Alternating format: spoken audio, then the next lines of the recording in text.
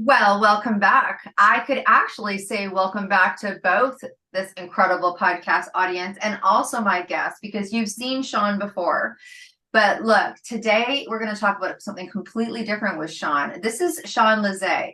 And you met him when we did a whole round of the whole group of incredible actors, directors making a movie.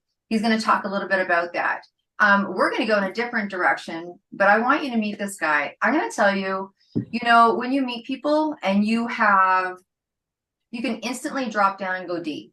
So, audience, you're going to drop down and go deep today. I always tell you what's going to happen. So, get your pens, get your papers, get your thing, get your listen, tune yourself in. Because Sean is the kind of person that you just feel really comfortable around. And I think for me and my experience in all the years that I've been playing in the world of hanging out with other people, it's been a few, you instantly know when you're around a good human. And Sean, I have to say, you're just a good human. You know when you walk into a room and you can instantly drop into a really deep conversation, come back up, drop to a conversation, and feel intact. I think that's really the difference, right? When you're around a good human, you feel safe. You feel safe and you feel like things can be trusted, which I think loyalty goes deep with you, loyalty goes deep with me, and it just allows for really powerful conversations. So today we're gonna have what I believe is a powerful conversation. I've been looking forward to this interview all day. So, Me too. Me too. Sean, tell us a little bit. So Sean's an actor. He's also a newfound author that we're very excited about. That's what we're going to be going deep with today. But, tell us a little bit about your acting. Tell us a little bit what you're doing right now.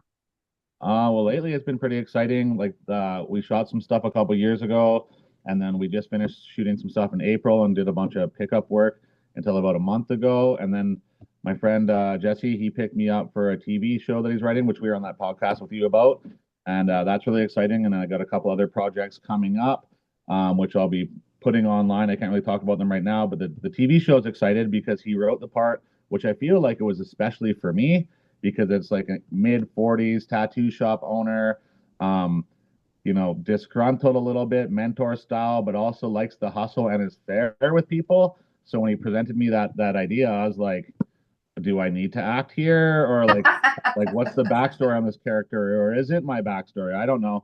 And Yeah. then the last 6 months with my best friend since we've been best friends since grade 8, we met. And we've been best friends, which you met. I brought him to that art show Yes.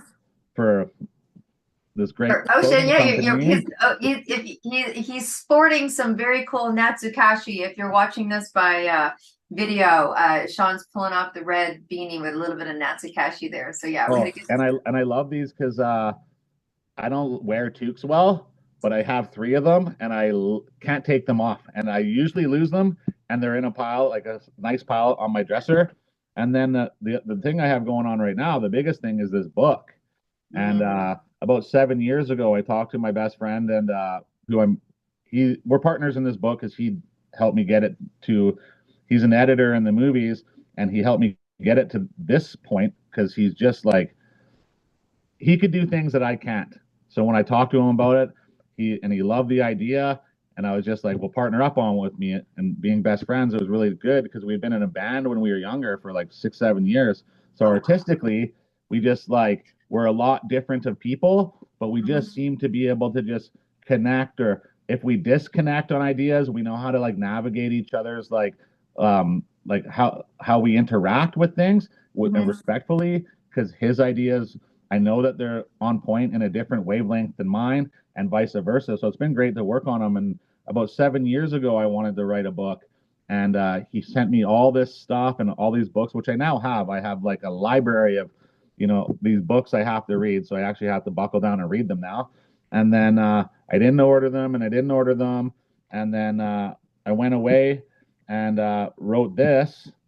And then when I got out, I've been out for about 3 years now, and 2 years out, I let some people read these letters, and they were like, "This is wild." Right. And for me, it was just in real time. So I tried to get it as far forward as I could because I was really, really excited. And then working with him, and now actually physically having a book, having it up on Amazon. We're going to be doing distribution nationwide. Um, and we've applied for some grants to be able to travel around Canada for next summer for these big book shows. And for me, it's like 7 years of this idea and a couple and like wanting to do it for the last three, and then in the last 6 months to actually having this happen is really just like, well, like people will tell you, you can't just write a book, you can't just be in the movies, you can't just do these things. You definitely can't release a book that's handwritten, let alone typed. Mhm. And we just did it anyways. So it's kind of like, I was always that type of person. So it's just like you can just do what you want and like Mhm. don't worry because there's so many people in this world that people are gonna like it, Yes. or not like it, but you just stick with your tribe, stick where you're celebrated. And I really think that the people who resonate with his book are gonna really like it.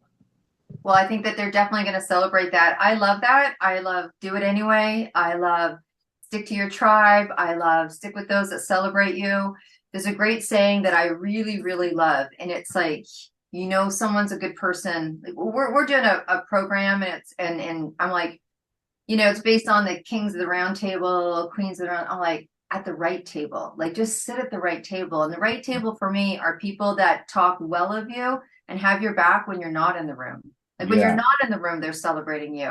yeah, And let's back it up a little bit. I want to tell the audience. So the book is called Angel on My Arm, The Prison Letters. yeah, And when you talk about the letters that someone's like, you can't just put your letters in a book and make it happen. You're like, yeah, yeah, you well, can. I just got my best friend and we Yeah. did. And so maybe explain to the audience, like, is it the letters? Like It is what the is act. the book? It is my actual journal. An angel on my arm. The title came because I actually have an angel. I don't. You can't really see it, but I have an angel tattooed on my arm for the last 20 something years. Here, I'll try to get it with it. I don't know Yeah. if you see it, Oh, but wow. I have an angel tattooed on my arm. So it kind of came like that, and just writing it like obvious. The prison letters. Obviously, I was in prison, so it made me normal. Like not normal, but it made me feel like I could express on paper and all the things. Like I was in there during COVID times, so there was a lot of like solitary in there Hmm. because the mandates and all this stuff. Hmm. So being able to write and put every emotion down on paper um was like a big release. It made me feel normal. It made me feel like I was hanging out with people that were still in my life that weren't there. And so I'm pretty like it really helped me. If I didn't have that, it would have been very different, I think. Hmm. Well, I think that we know the power of the pen, the power of the word on paper. I always like, rock the page. And it's very transformative. Kind of like water, right? I think that writing for me is like water. And I obviously talk to a lot of authors. When you get into water, emotions tend to just make their way, right? Yeah, Swimming super powerful, getting in the ocean super powerful, but writing as well. I think it's a silent form of therapy yeah, for because a sure. lot of times when you're writing, your answers will come to you in your next page, a couple pages later. But I mean, I think it's very well known for being a process of therapy and helping others. Yeah, for sure. Like when I was writing this, like um obviously like I have fairly decent spelling, but like grammar, even when I was in there and I was reading books on descriptive writing because I wanted to evolve what I was doing, or like grammar especially, I just my brain doesn't work in grammar. So like the writings, like every time I felt like I needed to take a breath, it's dot dot dot. And when I was like, as soon as I was done writing, I just do like the indent as like a little arrow, and that's where I was like let out, and then you can see where the days split up. And Mhm. you know, when I was writing it, I didn't reread it. So even like the scribble outs and stuff like that, they're all in there. It's unedited. Besides, like obviously you have to, you know, edit out names or whatever because for obvious reasons, but like everything's real in there. And I remember reading them and the good days, I'm like, oh, you got to hear this story because I couldn't write everything in there Yes. because, it's got to get mailed out. And there's some funny stories, and I'm like, oh, I got to tell you this other story, which I'll be writing about in the future because there's a lot of like side cool stories. And then I hit Mm, a hard day, and mm, instantly I was like less than three sentences into the hard day, yeah. and I was like had tears in my face. I was choking up. I'm like, I can't read this right now because not only did I know the day, I knew the wave of emotion. And Hmm. everybody that I let read this so far, before we put it out on published it, like my guy friends, they choke up, and my girlfriends, they're like, "Sorry, we got tears on your book." Aw, So it's like for me, um, obviously I've read the book, but I yes. tried to steer clear of it a little bit because authentic, like Hmm. if I'm ever at like a book reading or if the book was out right now and you read me a page and it hit me, like it's actually gonna hit me. Like I'm not giving myself a space to become numb to it, just Mm, for like, because you know how like because it isn't a super emotional book and I lived through this stuff. So if someone were to ask me about it, I don't want to have like a preloaded question or like be able to block an emotion. Like I want to be get stumped by it and like really just like either think it's hilarious depending on the day. And in the book, um, which was also pointed out to me by a few people, is because I have four sisters, so I have really girly handwriting, like penmanship, but I do all capitals. And the days in the book where the penmanship is just off, those are hard days. So when I flip through the book and I see that I'm not bubble rights, I'm like steering it clear from that right now. yeah. You know, like I almost have to like set myself up to be able to Yes. read it, to go through it. Everyone that I know that has written a memoir, right? Like that deep go through process. And I think people that choose to write a memoir are looking to share predominantly their story, either for legacy Yeah. or for impact, right? And it's very difficult. I, for one, never went back and read my journals. So good on you, because Yeah. that I think it does take you back into a time and you go back there very quickly. But everyone I've known, Sean, that's done a memoir has done it alongside a therapist. Yeah. And they found that by starting that process, it just dug things up. And even when you've resolved or healed or what have you, when you're writing, you're living. Like you're living in it. Like you said, it was real time. When you're rewriting, it takes you back to real time. I think Yeah. it's hard, or else you're writing it from a very numb place. But it has kicked off a lot of people into therapy. I truly believe that writing about yourself or your story is absolutely the hardest story. It's one thing when you're writing a part of it. Like I've done anthologies and people anthologies, they'll write about faith or a time where they had to have courage and it's 2,000 words. It's another thing when it's an ongoing process of some length of time. Yeah. Like Yeah. this was like 8 months, and what I would do is that because you can only fit, and I found this out, 25 pages folded nicely without creasing them into an envelope, or they couldn't get mailed out on a one stamp. So Mm, I'd hit 25 pages. So when I'd write, I'd do double sided and I just put it in a pile and put it in a pile and put it in a pile. And it was literally like everything I was thinking. Plus, I was reading about descriptive writing. So some days I'm just have nothing to write about. So I'm just looking out the window and describing what the weather's like is in most descriptive as I can. And but the good thing about this, because obviously I'm new to being an author, and even mhm, for me, like even being an author is kind of a wild idea because this is something that I had just written because it made me feel sane. mhm, So now I'm working on the prequel kind of sequel to what led up and what happened after, and the evolution, because obviously in there you don't have like access to internet, and phone is limited, and you like TV is cable, but it's you don't have all these things, so and everything's so structured, it actually like simplifies life because you don't have the choices, and then you get out and there's all this choice. It's actually like the world's very confusing and it's hard, mhm. and then you got to navigate all these different things, especially starting kind of in arrears where I was at. So now that I'm working on the ideas for like the prequel sequel, I actually have to write it from like a different state of like mind and a different point of view because it's not happening right now. Like if I was Mhm. writing right now, I'd be after we were done, I'd be writing about this podcast in my Yeah, letter, yeah, you yeah, know? yeah, yeah. So it's like having to start to actually move into like what I think an author actually is like, oh, this is a whole different thing. It's interesting. I think the persona of an author is has changed over the years. I think that as self-publishing has become alive and kicking, I think as we've been granted permission to share our stories in a really raw, true way, I think it's very different than how people were given permission before. I think it's beautiful, first of all. I think everyone's story on how they get it out and how they decide to market it and what they decide to do with it.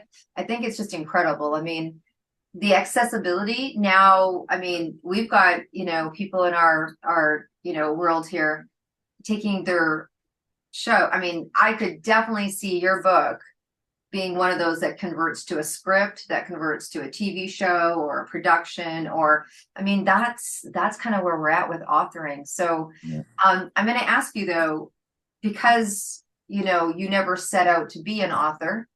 Has it hit you? Like, has it hit you? Like, what did it feel like? When was the first time you're like, oh wow, like this is actually real? Was it when you read the manuscript? Was it when you saw it on Amazon? Like, what's it feeling like? Oh well, like the first when we got the because this was our first edit copy, which Mm-hmm. so Yeah, show like us the copy that you're talking about there. It's so gorgeous. this It is is this so is our gorgeous. first one that we got in the mail, which Yeah. it's obviously the editor copy or whatever. So we had to go through it, fix a bunch of stuff. Then we got a second one. So the first time I saw this actual thing, we were kind of ready. And in this one, we actually like when we went through to edit it, we had mixed some of the chapters up. And luckily we found it, Yeah, but nobody would have noticed yeah. unless, but we found it. So we had to go through it because that's part of the process, as you know. But I Mhm. remember getting a call from my partner and he was like, he has a cool little office. His family lives in the city and he's like, okay, we've ordered this. I'm going to need you to come in on Monday because it's here. And I live on the Sunshine Coast. So it's a ferry ride away. So I was excited. And when I showed up and we actually got the book and I had the book in my hand, I was like, whoa, it's like a real thing. Like this is a book. And then when it became like super real, where I was just kind of like couldn't even speak, was last week, I think. And he has said that he had loaded it up on Amazon. So Mhm. I'd waited a minute or whatever. And then I went on Amazon, typed in the name of the book, and there it was. And when I was reading it, literally, I didn't tell him I was looking on the page. And you know how sometimes when you think about someone and they calls like Yeah, the yeah, ears are burning type is a yeah. saying, I think. He called me as I was reading what we had decided to put in there for like the Description? description. Mhm. And I was just and then when we hung up, I literally just sat there with my hands on my head like we did this. Like I can't believe we did this. Like I wanted to do this for so long. Thank God I had him because he's so smart and he's very intellectual and we've been friends for so long and he knows me so well, vice Mm. versa, where my vision and the vision he had, they just because we had played music like I had said, so the visions that he had, look, I'm getting goosebumps. I don't know if you can see them, but I'm getting goosebumps all over my head. The visions that he had to push this in a direction, and me, it was like everything he said was like the same. It's kind of like if you go get a tattoo and you tell them your idea and then you show up and their artwork blows your mind apart. So Mhm. when I saw it online, I was just literally like, wow. Mhm. I we've been friends for 30 years. I can't believe we pulled this off. Like we actually put a book out. It was I couldn't even speak for like an hour. I didn't even know what to say. Yeah. Yeah. It's wild. And I mean, it's undescribable. It's like undescribable when things like that happen because it wasn't like it wasn't expected per se. That wasn't what you thought about ever since you were a little kid. You wanted to be a fireman, so now you're a fireman or whatever it is. And then you accomplish that. It has a different sense of feeling. But I think Yeah. these beautiful things that happen in life that are unforeseen, that come as a result of bravery, faith, um, going into ourselves in a different place that we never thought we knew or existed, Yeah. and throwing it out there, like the risk that it takes and the time to learn new things, right? Yeah. The time to learn new things to get your head around, to dedicate time. There's so many things that, I mean, And you it's know, truly, terrifying too, there's a only little bit terrifying. 3%, there's only 3% of the world that are authors. 3%. And Yeah, guess how many people want to be an author? a It's lot. 93% of people would like to write a book and 3%. That's how easy it is, right? I mean, success is easy to do, it's easy not to do. And they have a book, or it's part of it's here, part of it's there. I mean, I'm producing a book, but I still have the big book is 3/4 done. It's like it takes time and dedication and commitment and Sure. right. And So writing the book too, like, because this was already written. It was like it's like a timepiece, because it was written in real time.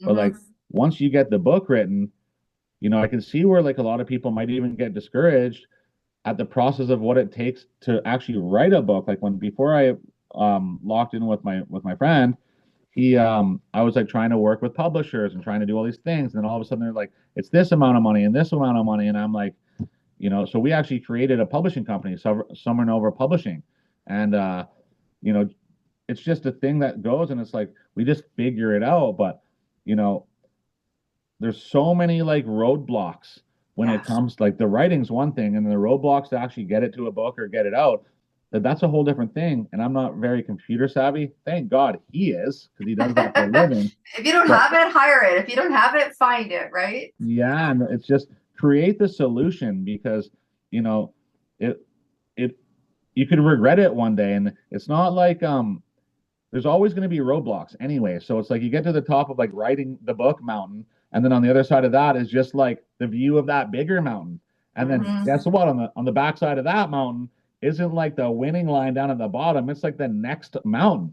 So Yeah, like just gear up. And you're up. Yeah. it's terrifying to like it is terrifying to put something like this out, because it's actually like, like it's a pretty emotional and vulnerable thing that I wrote down in there. And most people might not know me like that, because Mm-hmm. I've had a pretty rough life, but most people might not know me like that. But, when it comes down to it is I know me like that. The people that do, they know, like, I'm like, I am an emotional being, but I work hard so that people don't see it. But so when you release something like that, it's like, it is scary, but whatever. Like, if I that's was the going to thing ask, that's going to hold us back, yeah. don't let it, because why? Why? Just do the thing. Do you Do it think? for you too. Like we do, like I always tell people, like be your best self for yourself only. And if you do that and I'm your friend and I love you, that is what's best for me. So just do that for you, and I got you, and I'll do the same, and then we'll just be like a prize package as friends. You know what I mean? I was going to ask you about that because it's one thing to write a book. It's one thing to write, an instructional book, a business book. I mean, I've done them all. And I remember when I made that first decision. So I got asked to write about something in a book, something that I didn't want my kids to know. But because my son had turned 19, and I thought, okay, let me go talk to him because it's not something that he knows. Not that he was going to read the book, but it's that idea that you're now, okay, now you're going deep. And Yeah. when you put it in a book and you put it in print, it could be found by gosh knows who, right? Yeah. Um, but I was going to ask you about that because this was like you said in the moment, and it's raw and it's real, and it takes a different kind of decision. Like it really does. That's why a lot of people will do, they'll make up a name that's not theirs for the book. The word Yeah. eludes me right now, but I was they'll, actually someone suggested that I do that. And I was like, nah. mm-hmm, mm-hmm. Well, it's great because if you can come to yourself of being at you, then when you're at the book launches and when you're talking, right?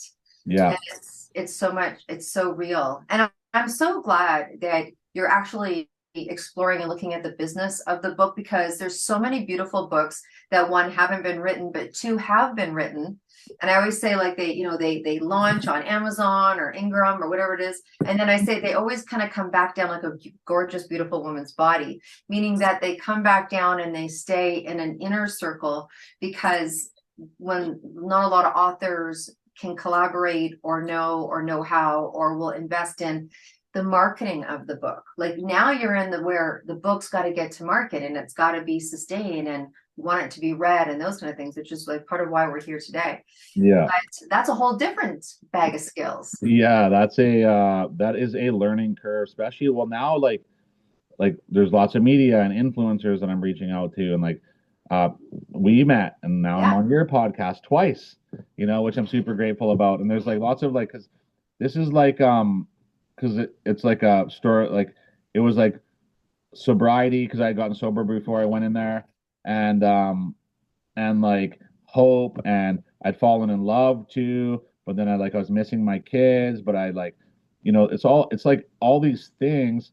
So it's like then you go into the business part and it's such a learning curve for me now because we've created a media like a marketing and distribution thing. So, Mhm. there's ways to go. Like as you know, if you go on like certain sites, they want to lock you in so it's solely for them. And we're like, well, we don't want to do that because we like to be independent. And, this isn't like obviously like people like to think that they're gonna get rich off these things, which is like super, super cool. But like my humble goal is if I can make 5 cents off this book, then I can say I'm a paid author. Like when I I'm got my gonna buy a book. You're gonna make 5 cents. I'm buying a book. like when I Seriously. got my first movie paycheck, which my partner in this book, he got me into the movies. Like I had gotten out of prison and he had phoned me up and he was like, "We have this role for you. You have to come." And thank God that him and the director of the movie, they talked to my parole officer at the time and Canadian Corrections let me go to go do this thing, which was super amazing. That sprouted it all. And now I work with some great guys. I work on screen, and when I'm not, I'm behind the screen. But like, what was I saying? We were just talking about really, how when you decide to go independent and when Oh you yeah, yeah, decide to make the business of it and the marketing of it, like some people want it and it's restricted, and you guys wanted freedom and independence, which, yeah. So most creatives do. yeah, well, then that's what we're learning, and it's same with the movies and this. Like, I just like it, Hmm. and I believe and I learned this a while ago because I was a drywall finisher my whole life, and my drywall boss, the greatest guy in the world, he's like my best friend, and he's been a mentor for me. But who wants to sound drywall dust in their eyeballs? It sucks. And then these things, they're like passion projects. So when I stopped thinking about the money and started just thinking about the experience on the time, then I Yeah. was like, that's why I love the movies because it's like positive chaos. It's chaos, but my grandma's proud. This book, you know, I just love thinking about it. I love doing it. I'll spend all day doing it. Even if I was doing it as a hobby, Hmm. I like that too. Like it's just a Hmm. great experience. I just enjoy it. So the marketing, I'm learning a lot about that. But Yeah. I feel like the experience on marketing, because I don't have I can't really be let down and I Hmm. can't be discouraged because I don't care about the money. Right. But being able to learn, like obviously I love to be an income paid author, but I Yeah. just love learning about it and doing all of the things. So not having that involved in it really allows me to like enjoy it even when it's stressful. And it's stressful because I don't know a lot of things. Yeah. Well, it is. It's unforeseen. And then then like you said, you'll get the handle to this and then you'll start to do book launches and, call me. I'm really good at that stuff. I'll give you guys some advice and you Awesome. pull in your people, right? You pull in your people. And here's the beautiful thing. Like I think if your eyes are open and you're willing to be observant and you're willing to be humble and you're willing to not know until you do know, Yeah. if you look, people are there. Difficulty sometimes is asking for help, right? Because you don't know what to ask for. But it's coming together. I'm super excited for you. And you know, being a paid author, the beautiful thing about authoring, it's kind of like music, where if you take the time to keep your book in that highlighted arena, the beautiful thing about books, why speakers like why musicians love to do books, is because it's something that can actually open a lot of doors, start a lot of conversations. Um, I always say that books make money in two ways, right? You make money when you sell the book for sure. Yeah, But that book, when you share a piece of yourself or you share a piece of your expertise, opens doors that would not otherwise have been opened. And so, for sure. And it's like it's cool connector because it's art based and it's like mhm, real like personal. So even like when we met because I was doing a show, and then we talked about some tattoos, and I ended up talking to your son, which was great because he's like the nicest of the nice. And then you invite us to the Natsukashi art show. Yeah. So we're not missing that, So we came Yeah. down and I got a bunch of clothes. Love the toques. I could not get Love the enough of them. beanie. But then just because Yeah. of that, I met a bunch of your friends and I met a bunch of his friends. And we had like these intellectual, really cool conversations.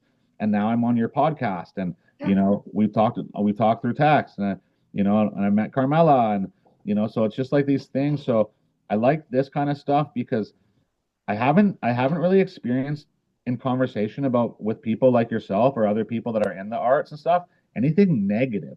Like there's no hater vibe there. It's all just like there's no dream killers around. It's all like dream achievers or dream makers or like dreamers or people who are like and anything that would be like constructive criticism isn't even constructive criticism. It's like free mentor advice from somebody who's like either done it or knows somebody that does it, and they'll like point you in the direction to the person. And Yeah. it's like because the dream mentality is like we're all doing. I'm getting goosebumps again. I know. The You're mentality is so like right.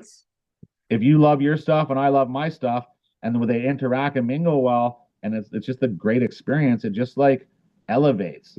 Yeah. You know? It is. Yeah. I love that. I love that you put it in that way because um no hater vibes. I mean, Yeah. it is a creative playground, which is why when I'm hanging with my people, they're not like, "Oh wow, you're always doing something." I'm like, what am I supposed to be doing? Like, nothing against, TV or something. Like, what am I supposed to be doing? Like, Yeah. I'm in this creative, I'm in this creative play. Look, before we wrap up, I want to remind people where to go get the book. Go get the book. Go get the book. So the book right now is available on Amazon, Yeah. Yeah. right? Sean, we're gonna put your Instagram because I'm imagining you're gonna be talking about it on your Instagram. Yeah. I help you put some stuff up on your Instagram. Yeah. I'm sure that's all going to happen, but at least having at least having the name of the book and the picture of the book and everything on your Instagram so people can follow and have access to go. Angel on My Arm, The Prison Letters by Sean Lizée and Lizee, right? Yeah. Sean Sean. For those that are, listening and not viewing. Yeah. Is there anything that you want to say before we wrap up? On Instagram, I'm Lizée Owls 28. If you want Okay. to find me on there. And our next move with the book is we are working with someone right now to turn it into an audiobook for people who are driving or like to just listen. Mm-hmm. So that's going to be cool. And then we are starting to push onto other platforms. So that'll all be up on my media as well. And just thank you for having me on. This is great. I just No, adore this it. is great. I mean, I have a, big heart. I have a heart for the creatives anyways, the creatives meaning the creative industry, but there's something really powerful about sharing oneself on pages. It's just, it's a very special process. It's a very special process. So Well, thank you, audience. Go get the book, go get the book. And knowing us, it'll be available on Deb's favorite picks very soon. So Sean will talk to you about that. So we're just telling everybody right now it's going to be up there. And I'm going to ask you a completely different question. Can I say one more thing quick? Yeah, you can say whatever you want.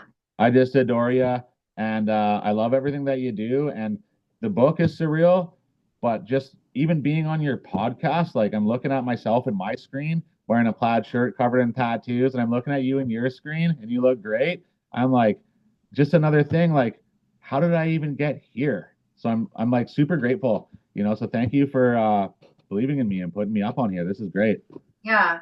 No, honestly, Sean, I think that when when you've had a bit of life, when you've had a bit of life, as my friends would say, when you've had a bit of whiskey in your teacup, you get a really good sense of good humans. And Yeah. And it's not difficult to have you here. It's not difficult to be a friend. It's Awesome. a pretty easy thing, and I'm grateful as well. So lots more to do. Lots more to do. Lots more to do. Never ends. Yeah. Okay, so I'm gonna ask you a completely different question. Bring it on. So bring it on. He's got his hat off now. He's ready to go. He's like, no, it's okay. You don't have to put it on. You don't have to put it on. I love this thing. There's a lot of things that we're talking about and that are what I call the unforeseen bucket list. things that are happening for you that you never thought possible. And I have that experience, and I know that experience, and it's been quite an, people say it's a journey. I personally say a journey is from one pub to another in Ireland going to get a cold Guinness. What I believe I've been on is a stretch to significance, whatever that significance is. What is something that is on your bucket list that you know to be on your bucket list? What's a bucket list thing that you would like to accomplish? It could be, I want to bake a cake, for my grandmother, all the way up to, what's something Honestly, that it's you funny want that to you check asked the off? bucket list thing because I had actually crossed off all of my bucket list things by the time I was 30. And then I learned about this other thing. Well, you get new things as you grow, right? And I had to learn about this bucket list that you didn't know that you had until you did the thing. So now on my bucket list, like for sure on my bucket list is to it's just like progressive into bigger roles. I'm writing some scripts right now, so it'd be cool to see those coming to fruition. And then with this book, like one of the major things on my bucket list, because we're looking at like the Montreal Book Convention, the Ontario Book Convention, and one in Alberta for next summer. So my absolute bucket list thing right now is to be able to go to all three of those with a booth and just stand there and shake hands and just kind of hang out and like breathe it in. And yeah, and to me it's like part of me is like maybe that'll never happen, but the other part is like it's happening. It's happening. I have to. I have to. It's on the list. On the list. All right. And you said it here. And, right? You said it out loud. So, all right. Can't change your mind now. No, it's happening. It's happening. All right. So you and me both, my friend. Thank you so much for being with us today. And look at audience, if you want to be sitting where Sean is, you've got a story to tell. Look, if you're an author or not an author, whatever your mission is, then please give us a call. We'd love to have you on the show. Go get Angel on My Arm. And I always say books are like good people. They come around when you need them. Right? So if you're sitting here listening today, then take note. Thank you for being on the show. Audience, thank you for always. We will see you next week. And I don't end a show without telling you to be well and stay groovy. Bye for now.